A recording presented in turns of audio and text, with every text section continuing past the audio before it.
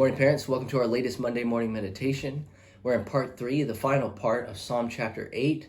I'm going to read verses 5 through 9 for us. And it says there, "Yet you have made him a little lower than the heavenly beings and crowned him with glory and honor. You have given him dominion over the work of your hands. You have put all things under his feet, all sheep and oxen, and also the beasts of the field, the birds of the heavens, and the fish of the sea, whatever passes along the paths of the sea. O Lord, our Lord, how majestic is your name in all the earth." So these here are aspects of what it means to be created in the image of God. We've been really talking about that in the first two parts as well. And as we meditate on what it means to be created in the image of God, and as we practice, dominion that God has given us, we ought to respond by saying what David says here, O Lord, how majestic is your name in all the earth. And so the first aspect that he mentions of in this passage of what it means to be created in the image of God, he says, "Yet you have made him," which is man, "a little lower than the angels," which is actually a remarkable thing when we think about the angels, because, well, man is of the earth and we're created out of dust. But the angels, they're not created out of dust, and they're the heavenly beings, and their abode or their home is in the heavens with God, and they're in the presence of God. So this communicates, of course, a lot of glory. And he says, yet you've made man just a little lower than the heavenly beings. And so one day we'll be equal to the angels, the scriptures say. And in fact, Paul says that we will judge angels in the future. And so at this time, right, we've been made a little lower than the heavenly beings. We're of the earth, but we have souls that can never die. And we've been crowned with glory and honor, it says here. What does it mean to be crowned with glory and honor? It means, well, to have a crown is to have the ability to rule and to have authority. And so we have rulership, authority, dominion over what? Over the earth, over the created things, over all things that God has made on the earth. He has given man dominion of it, which, of course, includes the animals. And so we have a wisdom and an intelligence, and God has given us the ability to reason. And man can write books on God that are helpful and true of his character and of his nature, and man can learn from that. What an amazing thing. How is that possible? Well, it's because we're created in God's image, and we've been crowned with glory and honor. So there is a glory and an honor due to our wisdom and intelligence, of course, all coming from the hands of God.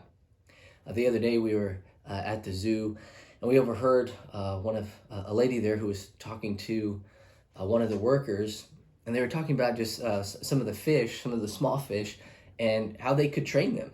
And it was just kind of amazing. You never think of small little fish being able to be trained. Like, what can they learn? What can they know, if you will? But she was just like, yeah, they can be trained, and we train them to go through the right sections and to do the right things, the right holes, and all these things. It was just amazing. And it's like, and she said, you can train all animals. And it's absolutely right. That's actually what James says, that we can tame every single animal, right? The highest birds in the heavens, we could tame the fish in the deepest parts of the ocean, but we can't tame our own tongue. And so, well, how is that possible that we can do this? Well, God has given us dominion, as we see here in this passage. And here in this passage, one more thing that I just kind of want to share from here is, this passage was really helpful to me as I was thinking about sports. I have a son who's getting older, and he's playing more sports, and I want to make sure that I'm wise and encouraging and helpful when it comes to sport. I don't want him to idolize sports, but I also, as a parent, I don't want to idolize it either for him.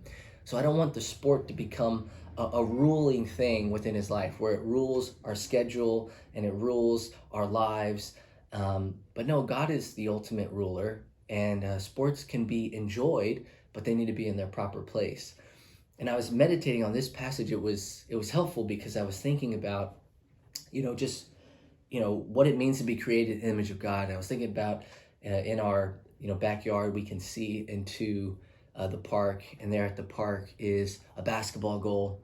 And just thinking about the fact of, well, of course, you never see dogs out there playing basketball because they don't have the abilities or the skills. You see human beings doing that because God's given them the ability and the skills to come up with sports and to play sport and to enjoy sport. And so as reflecting on this passage, thinking, this is the kind of communication that I need to give to my son as he goes out and plays sport.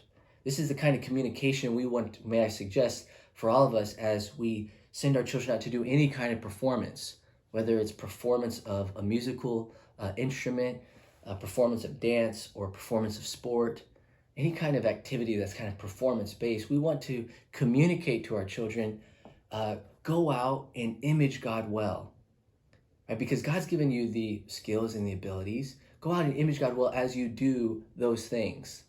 And it's not just only about the performance and doing something well or playing well, but it encompasses everything, all the relationships. So in other words, to say to my son, go out and image God well as you play sport, it also includes treat your teammates well and treat your opponents well. And it also includes, listen to the authority of your coach, right? You're going to be under authority there, and you need to obey and listen and pay attention and be respectful, right? And so, God has created us in his image with special abilities and special gifts, and we want to image God well, whether we're gardening or whether we're playing sport. And when we come back from our performance, when our child comes back from their performance, I think we can say and should say, I want to encourage, use these exact words. We can use the exact words of go and image God well.